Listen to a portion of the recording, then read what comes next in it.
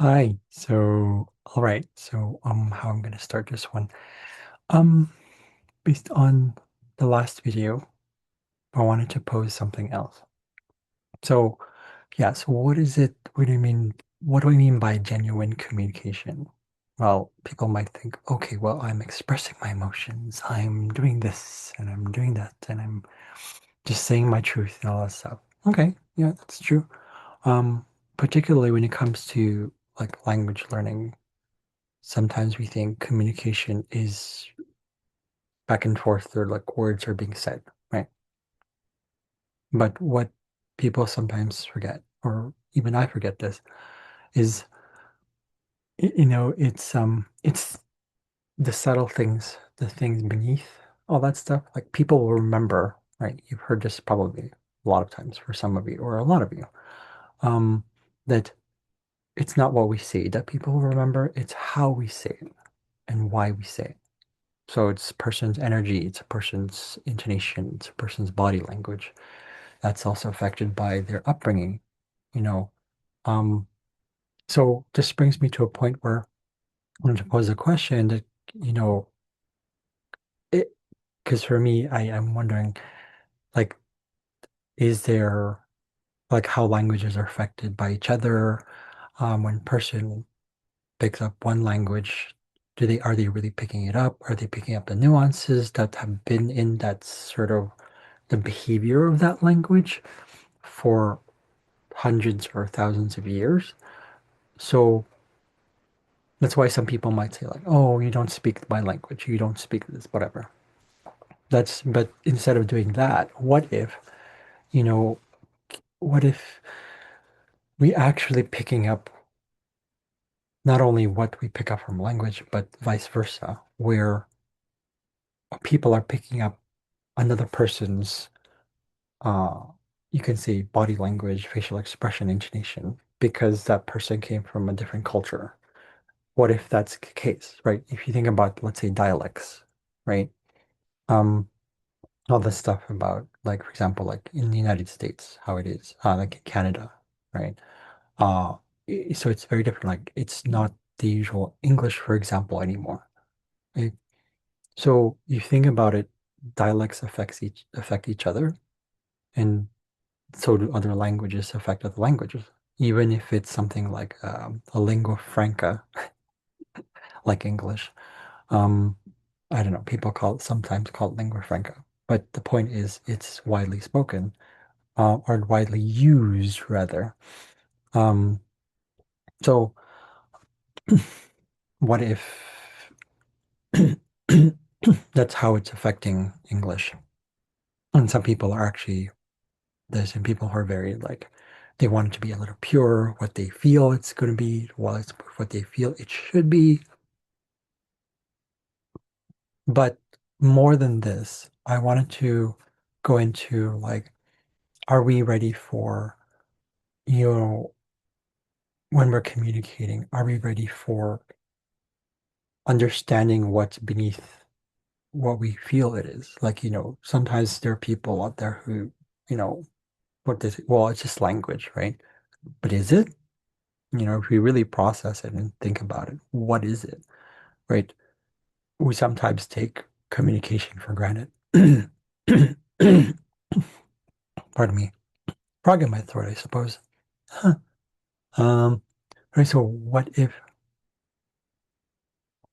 we're ready for something more? What if we realize, oh, the way heads events have come has been affected by the way we communicate with each other? What if a person or a group of people or a certain group of people, whatever, um, have a subconscious or an unconscious and unknowing reaction to someone else because of the way they said something? What if we can remedy this? We could say fix it, suppose. What if we can remedy this and slowly get to a point where we're actually, when we're communicating with each other, there's more empathy, not only for the person who's hearing it, so the listener, but also the speaker, the one who's, relaying the message, the one who's expressing themselves. What if?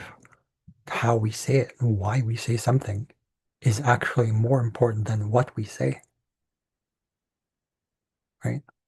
What if it even goes beyond that, where we feel like the nuances of the language we're using is so important that we're very conscious of how we say things, right? It's very becoming more aware. I mean, are we influencing another person's behavior? Because as children, we pick things up from our parents, right? Parents are our first teachers. So what if we just picked up what they did? Like there's just a student of mine. Um, they're a relative of theirs picked up certain behaviors from someone else, an adult, and that the way they speak might traumatize another person. So it's like almost like so it depends on the person you're talking to and the person you are as you grow up. Your influences, your experiences, your upbringing, right? We're sponges as children. And as adults, when we're talking about communication, we sometimes we don't realize that how we say things and why we say them stems a lot from those formative years from 0 to 7 or 8, give or take years. Um, as we just picked it up. It's mimicry, it's absorption, it's acquisition. Um, and this is where it's like probably researchers might go in deep into or might disagree with, or there are people who disagree with this. But what if that is the case, right? So I don't know. I just wanted to pose that out there because I personally believe that it's the nuances and subtleties of language that are important, not what I say, how I say it. Like just right there, how I say it. Am I being forceful? Am I implying something? Am I pushing it? Is it um, subliminal? Is it manipulative? Is it even honest? Is it true? Does it reflect me? Does it reflect you? Does it reflect both of us? Do we resonate with that? Who resonates with it? Et cetera, et cetera, et cetera, et cetera, et cetera, et cetera, et cetera. Because every individual is just different. We're not even talking about learning styles. We're talking about what we pick up. That's another thing for another time, where, learning style is, I believe, something you pick up itself. Learning style is something you pick up later on, but your true absorb ability abilities, the way you absorb it, the way you acquire things, really is very strong in those formative years because we're like sponges, right? You pick up behavior, you pick up intonation, you pick up language, not just language, but langage, like in French, meaning body language, that kind of stuff. You pick those up from your parents. You pick it up from your siblings. If you have siblings, you pick it up from relatives, you pick it up from friends, teachers. As you get older, builds up, right? It's like everything in nature. Right? You just observe nature and you'll see it like it's the way it behaves is exactly through its environment. It's epigenetics. But I believe it goes further than that, of course. So what if communication, right? What if when it comes to just the language learning community, just this community is ready for that kind of genuine communication where it's more about conscious, observed, present, and childlike um, way of talking. Not just me talking like this, but also the flow of communication. So again, communication is goes both ways, right? Again, being aware of how and why we say things, right? So anyways, I just wanted to pose that. Thank you for watching. I'll see you guys later. Have a good day. Bye.